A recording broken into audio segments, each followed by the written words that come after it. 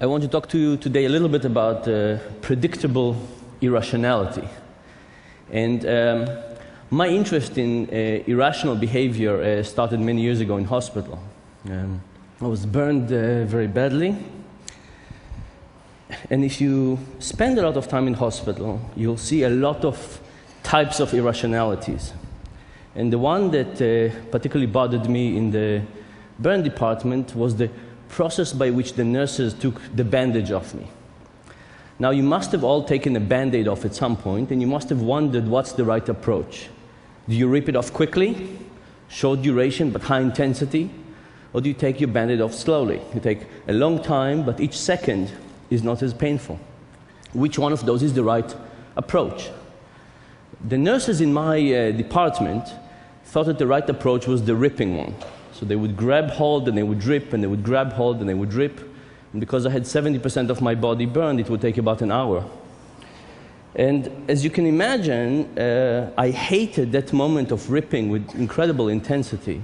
And I would try to reason with them and say, why don't we try something else? Why don't we take it a little longer, maybe 2 hours instead of an hour, and have less of this intensity? And the nurses told me two things. They told me that they had the right model of the patient, that they knew what was the right thing to do to minimize my pain. And they also told me that the word patient doesn't mean to make suggestions or interfere or... This is not just in Hebrew, by the way, it's in every language I've had experience with so far. And, you know, there wasn't much I could do, and they kept on doing what they were doing. And about 3 years later, when I left the hospital, I started studying at the university. And one of the most interesting lessons I learned was that there is an experimental method, that if you have a question, you can create a replica of this question in some abstract way, and you can try to examine this question and maybe learn something about the world. So that's what I did. I was still interested in this question of how do you take bandages of burn patients. So originally I went to a hardware store and I bought a carpenter's vise, and I would bring people to the lab and I would put their finger in it and I would crunch it a little bit. And I would crunch it for long periods and short periods, at pain it went up and when it went down, and with breaks and without breaks, all kinds of versions of pain.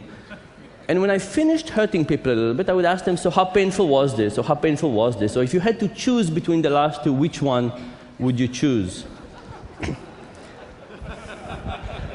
I kept on doing this for a while.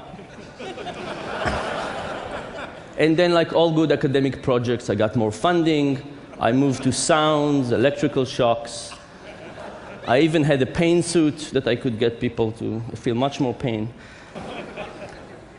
But at the end of this process, what I learned was that the nurses were wrong. Here were wonderful people with good intentions and plenty of experience, and nevertheless, they were getting things wrong predictably all the time. It turns out that because we don't encode duration in the way that we encode intensity, I would have had less pain if the duration would have been longer and the intensity was lower. It turns was the big lesson I learned when I went back to the nurses to talk to them. So I went back to talk to them and tell them what I found out about removing bandages. And I learned two interesting things. One was that my favorite nurse, Etty, told me that I did not take her pain into consideration. She said, of course, you know, it was very painful for you, but think about me as a nurse. Removing the bandages of somebody I liked and had to do it repeatedly over a long period of time, creating so much torture, was not something that was good for me too. And she said maybe part of the reason was that it was difficult for her. But it was actually more interesting than that, because she said, I did not think that your intuition was right. I thought my intuition was correct. So if you think about all of your intuitions, think about it's very hard to believe that your intuition is wrong. And she said, given the fact that I thought my intuition was right, she thought her intuition was right, it was very difficult for her to accept doing a difficult experiment to try and check whether she was wrong. But the fact, this is the situation we're all in all the time.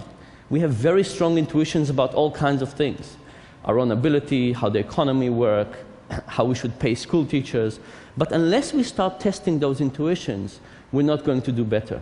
And just think about how better my life would have been if these nurses would have been willing to check their intuition, and how everything would have been better if we would just start doing more systematic experimentation of our intuitions.